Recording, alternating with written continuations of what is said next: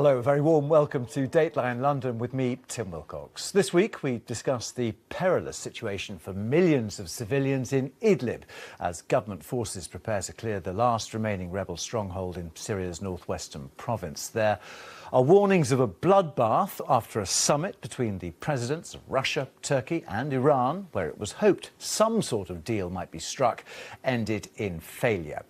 And also, with the long, hot parliamentary summer recess finally over, where are we in Britain's Brexit saga? My guests this week, Greg Katz from the Associated Press, the French magazine editor Agnès Poirier, the British political commentator Steve Richards, and the writer on Arab affairs Abdul Bari Atwan.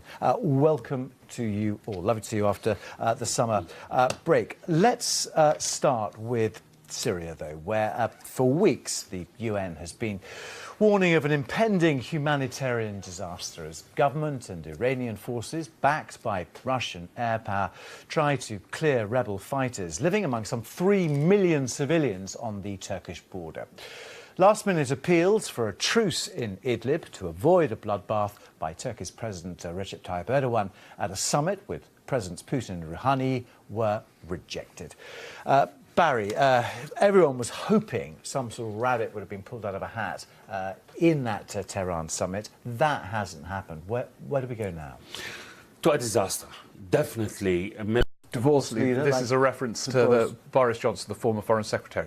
There are many problems with the possibility of him becoming Prime Minister, including this, that the context in which any British Prime Minister is operating is part of the problem.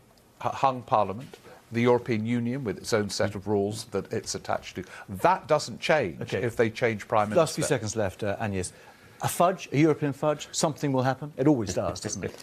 Something will happen, but, everything is open. But at the moment, I think, perhaps it will be rejected by the British Parliament. Perhaps it will be considered not good enough. But I have the feeling that they will, come with a deal. All right. Yeah, OK, look, I'm sorry, we're going to have to leave it there. But fascinating to see you all back refreshed and ready to go for another parliamentary term with everything we've been discussing, and also to see what's going to happen with the situation in Syria. But that is all the time we have for this week. Do join us again next week, same time, same place. For now, though, thank you very much for watching. Bye-bye.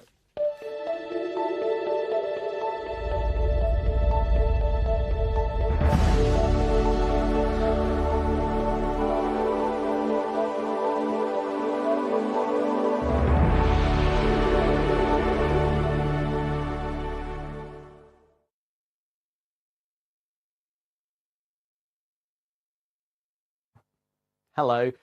Well, there's a lot of very different weather across the country this morning. Sunshine, overcast weather, rain too. It's very hit and miss. But for some of us, it really is not going to be